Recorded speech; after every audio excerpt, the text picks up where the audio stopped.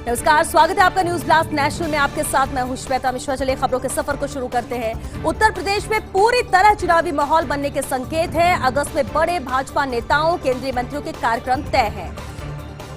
30 जुलाई को प्रधानमंत्री नरेंद्र मोदी सिद्धार्थनगर में, 1 अगस्त को लखनऊ में केंद्रीय गृह मंत्री अमित शाह, अगस्त के पहले हफ्ते में उत्तर प्रदेश पहुंचेंगे भाजपा अध्यक्ष जेपी नड्डा। वहीं 22 से 25 अगस्त के दौरान फिर उत्तर प्रदेश पहुंच सकते हैं मोदी। तो ये अब अहम दौरे शुरू हो चुके हैं। उत्तर प्रदेश में पूरी तरह चुनावी माहौल बनने के संकेत नजर आ रहे हैं, जहां अगस्त में बड़े भाजपा नेताओं, केंद्रीय मंत्रियों के कार्यक्रम यहां पर तय किए जा रहे हैं। 30 जुलाई को जहां प्रधानमंत्री नरेंद्र मोदी सिद्धार्थनगर में होंगे, 1 अगस्त को लखनऊ में केंद्रीय गृह मंत्री अमित शाह होंगे, तो अगस्त के पहले हफ्ते में उत्तर प्रदेश पहुंचेंगे भाजपा अध्यक्ष जेपी नड्डा। 22 से 25 अगस्त के दौरान फिर उत्तर प्रदेश पहुंच सकते हैं प्रधानमंत्री नरेंद्र मोदी। ममता बनर्जी के दिल्ली दौरे का चौथा दिन है और आज ममता ने की नितिन गडकरी से मुलाकात। गडकरी से मुलाकात के बाद ममता बोली, गडकरी से मुलाकात बहुत अहम रही है। पश्चिम बंगाल में सड़कों के हालात पर बात की। नितिन गडकरी से रोड प्रोजेक्ट पर भी बात हुई है, तो बेहद अहम मुलाकात इसे बताया ममता बनर्जी ने। दिल्ली दौरे का चौथा दिन है और आज नितिन गडकरी से मुलाकात को उन्होंने बेहद अहम बताया। साथ ही कहा कि गडकरी से मुलाकात बहुत अहम रही है। पश्चिम बंगाल में सड़कों के हालात पर उनसे बातचीत हुई है और साथ ही रोड प्रोजेक्ट पर भी बात हुई है नितिन गडकरी से। मोदी सरकार का ऐतिहासिक फैसला, मेडिकल क्षेत्र में आरक्षण को लेकर यह बड़ा फैसला है। मेडिकल क्षेत्र में ओबीसी छात्रों को 27% आरक्षण है और ईडब्ल्यूएस छात्रों को 10% आरक्षण का फैसला लिया गया। ग्रेजुएशन और पीजी छात्रों को आरक्षण का लाभ मिलेगा। ऑल इंडिया कोटा के तहत आरक्षण का फैसला लिया गया है। 2021-22 के सेशन से लागू होगा ये फैसला। प्रधानमंत्री मोदी ने खुद ट्वीट कर ये जानकारी दी है। ट्वीट के जरिए जानकारी प्रधानमंत्री नरेंद्र मोदी ने दी, जहां पर ऐतिहासिक फैसला मोदी सरकार का है। मेडिकल क्षेत्र में आरक्षण को लेकर ये बड़ा फैसला लिया गया, जिसमें मेडिकल क्षेत्र में ओबीसी छात्रों को जहां 27% आरक्षण होगा, वहीं ईडब्ल्यूएस छात्रों को 10% आरक्षण का फैसला लिया गया। ग्रेजुएशन और पीजी छात्रों को आरक्षण का पूरा लाभ मिलेगा। झारखंड में जज की मौत का मामला उठा सुप्रीम कोर्ट पे। सुप्रीम कोर्ट बार एसोसिएशन ने सीजेआई के सामने ये मामला उठाया है। सीजेआई ने झारखंड के मुख्य न्यायाधीश से बात की।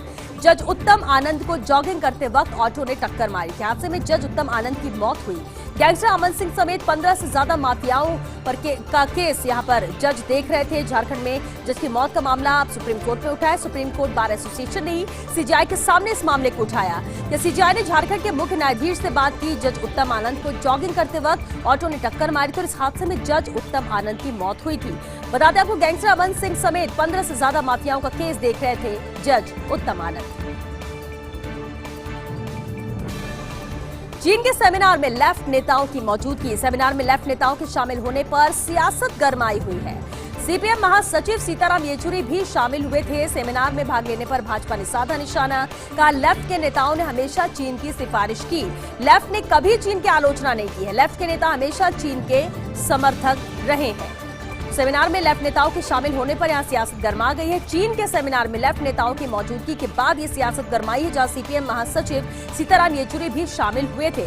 सेमिनार में भाग लेने पर भाजपा ने निशाना साधा और कहा कि लेफ्ट के नेताओं ने हमेशा चीन की सिफारिश की, लेफ्ट ने कभी चीन की आलोचना नहीं की। लेफ्ट के नेता हमेशा चीन के समर्थक रहे।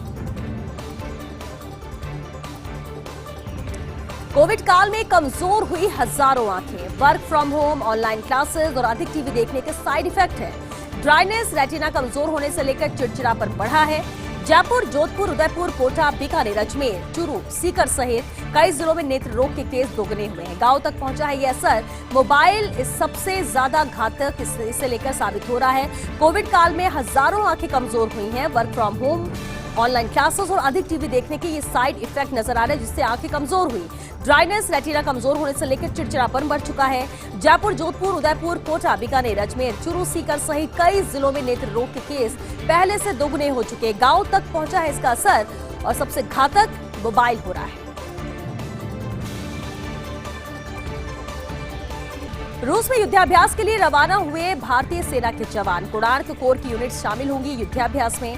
1 अगस्त से शुरू होगा संयुक्त युद्धाभ्यास इंद्र 2021 रूस के वोल्गोग्रेड में शुरू होगा। करीब 250 जवानों अधिकारियों का दल इसमें भाग ले रहा है और 1 पखवाड़े तक रूसी सैनिकों के साथ युद्ध की नई तकनीक, आतंकवादी घटनाओं से निपटने और विभिन्न अभियानों में बेहतर प्रदर्शन का अभ्यास यहां पर करेगा। पूर्व में पोखरण फायरिंग रेंज में टैंक और आधुनिक हथियारों के साथ पूर्वाभ्यास हुआ था। नहीं, पहले भी पूर्वाभ्यास से लेकर हुआ था, लेकिन कोरान कोर की यूनिट शामिल होंगी अब युद्धाभ्यास में।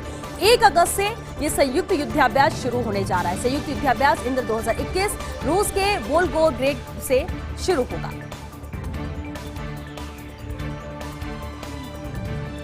विश्व बाघ दिवस आज है। प्रदेश में कुल 105 बाघ, बाघिन और शावक। रणथंभौर में 72, सरिस्का में 23, करौली धौलपुर में 4-4 बाघ हैं, वहीं मुकुंदरा और रामगढ़ में 1-1 बाघ है। प्रदेश में बाघ संरक्षण के गंभीर प्रयास भी हो रहे हैं और पहली बार प्रदेश में बाघों की संख्या अब 100 से अधिक यहां पहुंच चुकी है। तो आज विश्व बाघ दिवस है और ऐसे प्रदेश में कुल 105 बाघ, बाघिन और शावक हैं, जिनकी देखरेख यहां पर की जा रही है। रणथंभौर में 72 है, तो वहीं सरिस्का में 23 है, करौली धौलपुर में 4-4 बाघ है, तो वहीं मुकुंदरा और रामगढ़ में 1-1 बाघ है। प्रदेश में बाघ संरक्षण को लेकर गंभीर प्रयास भी किए जा रहे हैं और पहली बार प्रदेश में बाघों की संख्या पहुंची है 100 से अधिक।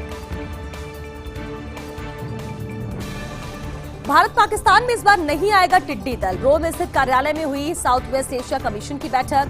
अब उनके अनुमान पर विश्व स्तर के अधिकारी ने भी अब मुहर लगा दी है। 2 साल से फसलों के लिए खतरा बने हुए थे टिड्डी दल। भारतीय अधिकारियों ने पहले ही अनुमान लगा लिया था और अब विश्व स्तर के अधिकारी ने भी कह दिया है कि भारत व पाकिस्तान इस बार पूरी तरह से टिड्डी दल से सुरक्षित रहेंगे।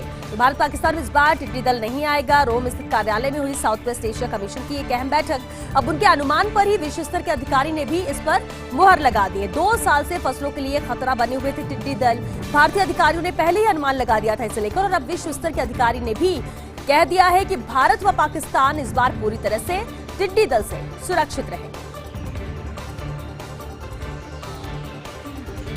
टोक्यो ओलंपिक से बड़ी खबर है। पुरुष हॉकी मुकाबले में भारत की शानदार जीत हुई है। भारत ने अर्जेंटीना को 3-1 के अंदर से हराया।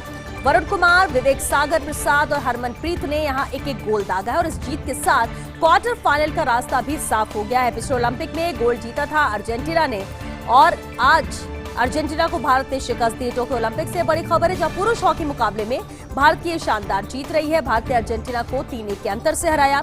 वरुण कुमार, विवेक सागर प्रसाद और हरमनप्रीत तीनों ने ही 1-1 गोल दागा और इस जीत के साथ क्वार्टर फाइनल का रास्ता भी साफ हो चुका है। पिछले ओलंपिक में गोल्ड जीता था अर्जेंटीना ने, जिसे इस बार भारत ने पटखनी दी। टोक्यो ओलंपिक से ही बड़ी खबर है। बैडमिंटन महिला एकल मुकाबला, जिसमें क्वार्टर फाइनल में पहुंची हैं पीवी सिंधु।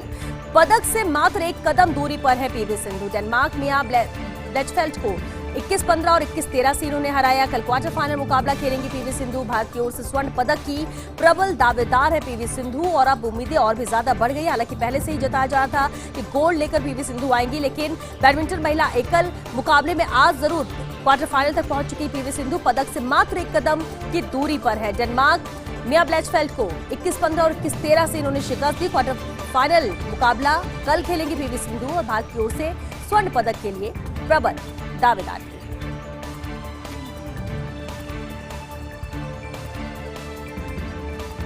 और टोक्यो ओलंपिक से ही बड़ी खबर है, जहां बॉक्सिंग में सतीश कुमार ने जीत दर्ज की है। जमैका के मुक्केबाज ब्राउन को 4-1 से शिकस्त दी है। 91 किलोग्राम भार वर्ग के क्वार्टर फाइनल में सतीश कुमार पहुंचे हैं। 1 अगस्त को उज्बेकिस्तान के बॉक्सर से मुकाबला होगा। तो टोक्यो ओलंपिक से ही एक और बड़ी खबर, जहां 1 अगस्त को मुकाबला बॉक्सिंग में होने जा रहा है। बॉक्सर सतीश कुमार ने यहां पर जीत दर्ज की है। जमैका के मुक्केबाज ब्राउन को 4-1 से उन्होंने शिकस्त दी। 91 किलोग्राम भार वर्ग के क्वार्टर फाइनल में सतीश कुमार पहुंचे हैं। 1 अगस्त को उज्बेकिस्तान के बॉक्सर से इनका मुकाबला होगा।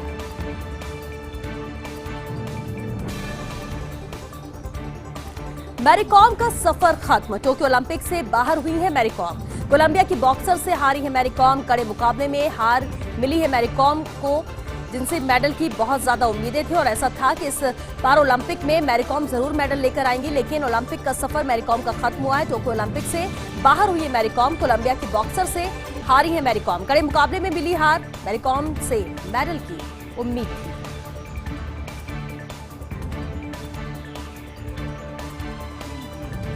आखिर कैसे सुधरेगा शिक्षा का स्तर? राजस्थान में शिक्षकों के 49,914 पद खाली हैं। केवल प्रारंभिक शिक्षा में 29,179 शिक्षकों के पद रिक्त हैं। देश भर में भी हालात अच्छे नहीं हैं। देश में शिक्षकों के 63,07,349 स्वीकृत पद हैं और इनमें से 11,09,486 पद खाली पड़े हैं। राज्यसभा में रूपा गांगुली के सवाल पर शिक्षा मंत्री धर्मेंद्र प्रधान ने ये आंकड़े दिए हैं। तो 4914 पद खाली हैं।